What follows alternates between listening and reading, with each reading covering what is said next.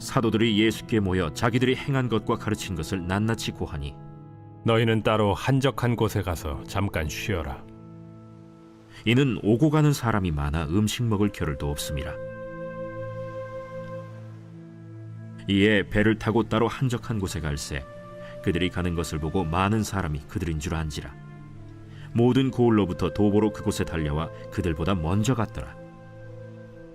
예수께서 나오사 큰 무리를 보시고 그 목자 없는 양 같음으로 인하여 불쌍히 여기사 이에 여러 가지로 가르치시더라. 때가 저물어 가매 제자들이 예수께 나와 이것은 빈들이여 날도 저물어 가니 무리를 보내어 두루 촌과 마을로 가서 무엇을 사 먹게 하옵소서. 너희가 먹을 것을 주라. 우리가 가서 200데나리온의 떡을 사다 먹이리이까? 너희에게 떡 몇 개나 있는지 가서 보라. 떡 5개와 물고기 2마리가 있더이다. 하거늘 제자들에게 명하사 그 모든 사람으로 때를 지어 푸른 잔디 위에 앉게 하시니 때로 100명씩 또는 50명씩 앉은지라. 예수께서 떡 5개와 물고기 2마리를 가지사 하늘을 우러러 축사하시고 떡을 떼어 제자들에게 주어 사람들에게 나누어 주게 하시고 또 물고기 2마리도 모든 사람에게 나누심에 다 배불리 먹고 남은 떡 조각과 물고기를 12바구니에 차게 거두었으며 떡을 먹은 남자는 5,000명이었더라. 예수께서 즉시 제자들을 재촉하사 자기가 무리를 보내는 동안에 배 타고 앞서 건너편 벳세다로 가게 하시고 무리를 작별하신 후에 기도하러 산으로 가시니라. 저물매 배는 바다 가운데 있고 예수께서는 홀로 무태 계시다가 바람이 거스름으로 제자들이 힘겹게 노젓는 것을 보시고 밤 사경쯤에 바다 위로 걸어서 그들에게 오사 지나가려고 하시며 제자들이 그가 바다 위로 걸어오심을 보고 유령인가 하여 소리 지르니 그들이 다 예수를 보고 놀랍니다. 안심하라. 내니 두려워하지 말라 하시고 배에 올라 그들에게 가시니 바람이 그치는지라. 제자들이 마음에 심히 놀라니 이는 그들이 그 떡 떼시던 일을 깨닫지 못하고 도리어 그 마음이 둔하여졌음이로라. 건너가 게네사렛 땅에 이르러 대고 배에서 내리니 사람들이 곧 예수신 줄을 알고 그 온 지방으로 달려 돌아다니며 예수께서 어디 계시다는 말을 듣는 대로 병든 자를 침상째로 메고 나오니 아무데나 예수께서 들어가시는 지방이나 도시나 마을에서 병자를 시장에 두고 예수께 그의 옷가에라도 손을 대게 하시기를 간구하니 손을 대는 자는 다 성함을 얻으니라.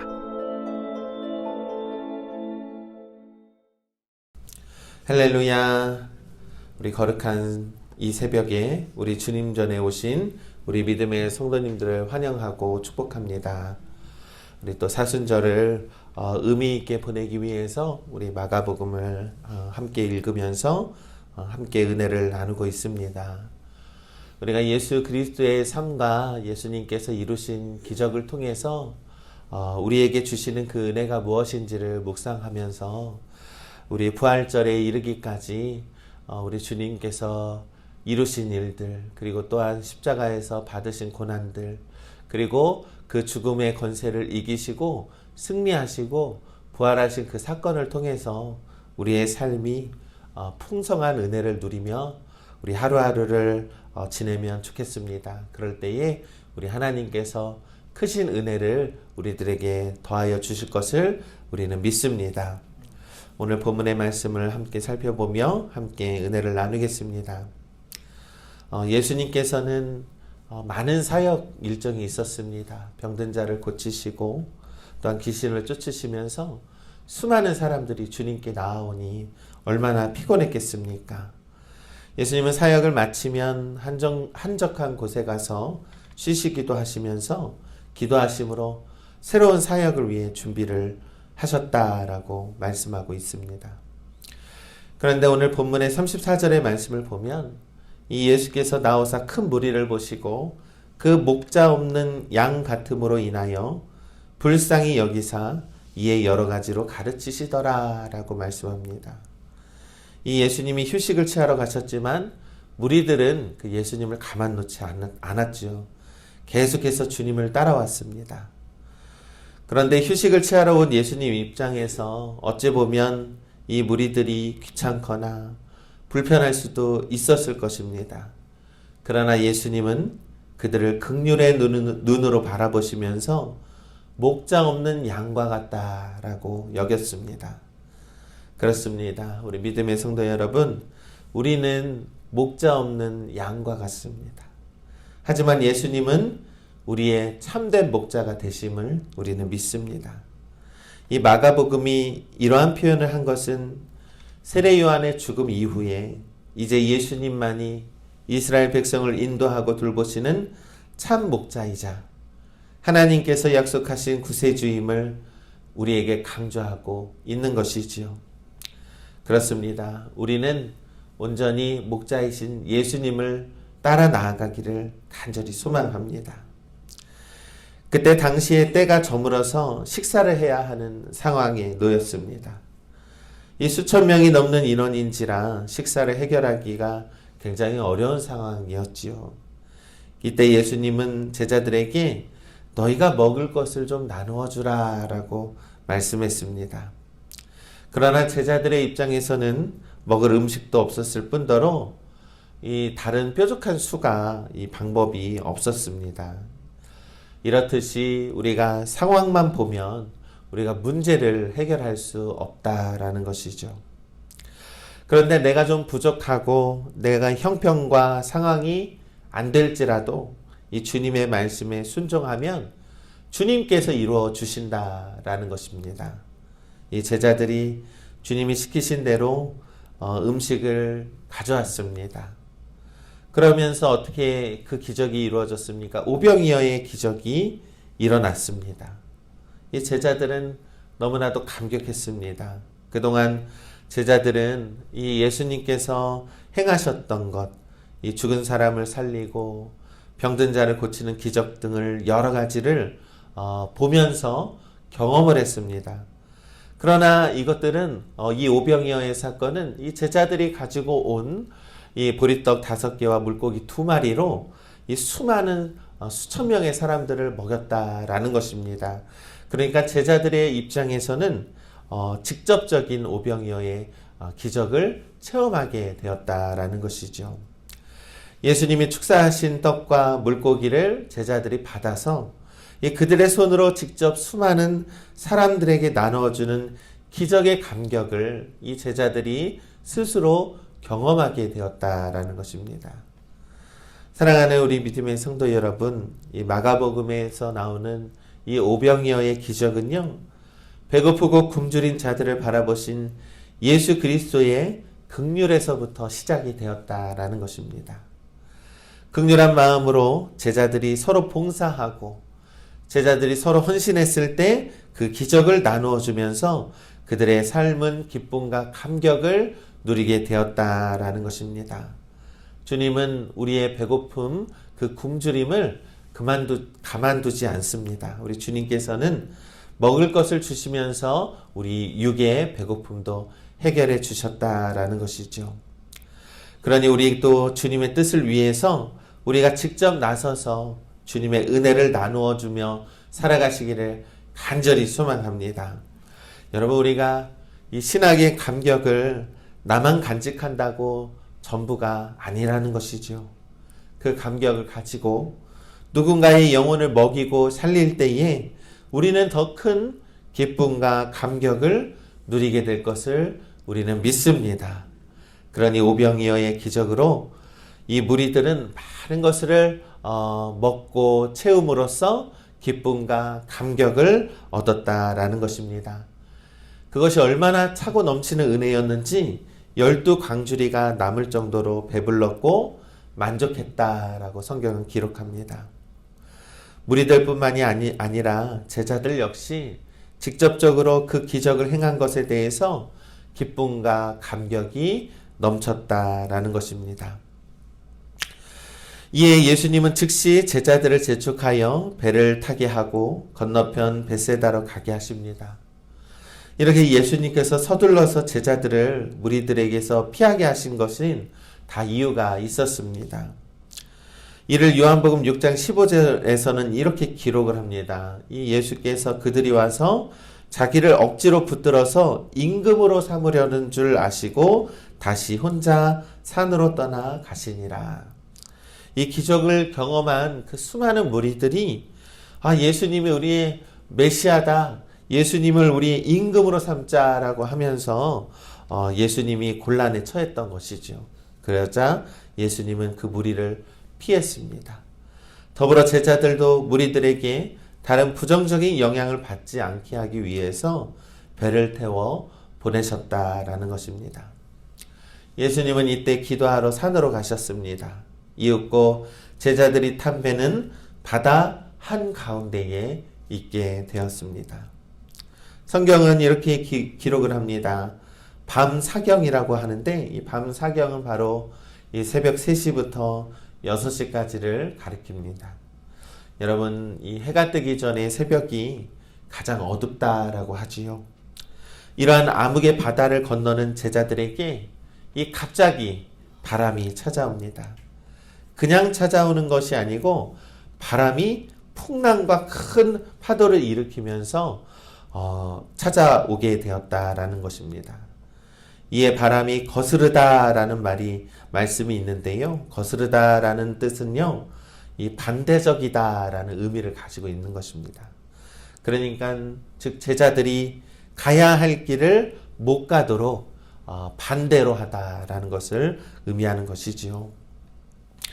바람은 제자들을 가야 할 항로로 가지 못하게 하고 제자들은 이런 바람에 맞서고자 이 노를 힘겹게 젓고 있었다라고 성경은 기록합니다. 우리 믿음의 성도 여러분, 여기서 우리가 살펴볼 것은요, 바로 우리가 이 전에는 이 오병이어의 사건으로서 이 예수님의 기적을 이루신 것을 우리가 똑똑히 보고 경험을 하고 은혜를 많이 받았다라는 것입니다.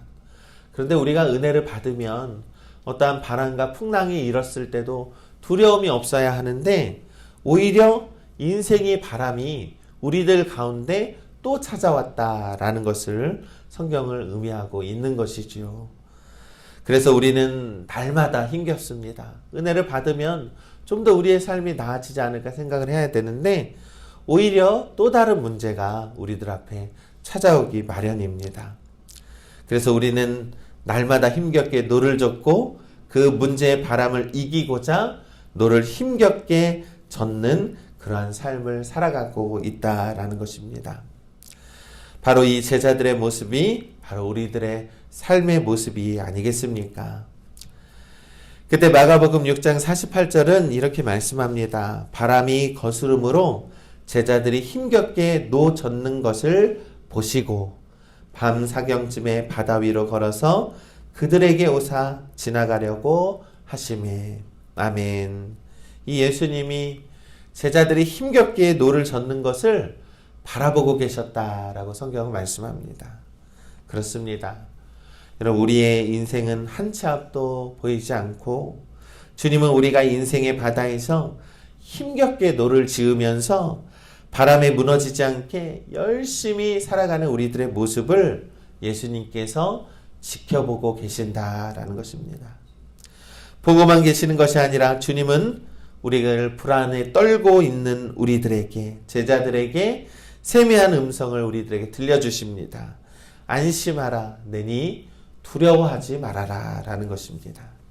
그리고 배에 올라타 그들에게 계시니까 그 무섭던 바람이 잠잠하게 되었다라는 것이죠. 사랑하는 우리 믿음의 성도 여러분, 이 인생의 바람이 몰아치고 있으십니까? 그곳에서 힘겹게 노를 젓고 있으십니까? 그러나 주님께서 말씀합니다. 안심하라, 두려워하지 말아라 라는 것입니다. 주님이 계시기에 우리는 안심할 수 있습니다. 주님이 계시기에 우리는 두려워하지 않습니다. 그러니 우리 주님 안에 주님을 모시고 우리가 주님과 동행하며 주님과 함께 노를 짓고 살아가시기를 간절히 소망합니다. 주님과 동행하는 삶은 거친 파도를 잔잔하게 하며 그 길을 내시며 우리를 인도하여 주시는 분임을 우리는 믿습니다. 그런데 여기서 제자들이 잊고 있었던 것이 있습니다. 본문 51절과 52절은 말씀합니다. 제자들이 마음에 심히 놀라니 이는 그들이 그 떡 떼시던 일을 깨닫지 못하고 도리어 그 마음이 둔하여졌음이니라.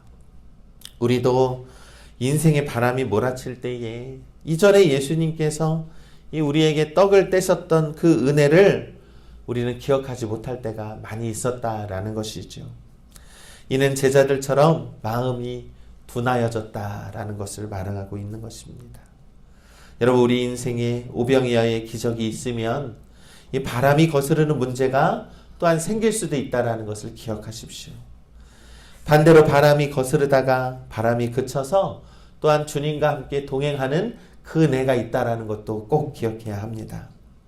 그러면서 오늘 본문의 마지막 절 말씀에 예수님이 우리들의 인생에 늘 함께 하셔서 우리에게 올바르고 바르게 세워지는 그 은혜의 때도 있다라는 것을 성경은 말씀합니다. 이 마가복음 6장 56절의 말씀에 아무데나 예수께서 들어가시는 지방이나 도시나 마을에서 병자를 시장에 두고 예수께 그의 옷 가에라도 손을 대게 하시기를 간구하니 손을 대는 자는 다 성함을 얻으니라. 아멘. 그렇습니다.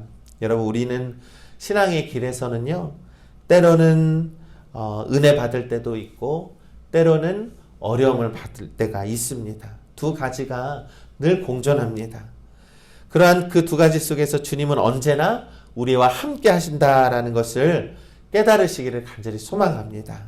그것이 우리의 신앙의 원리일 줄 믿습니다. 그러나 오늘 본문의 말씀처럼 주님의 옷에 손을 대기만 하여도 성함을 얻게 된다라고 말씀합니다.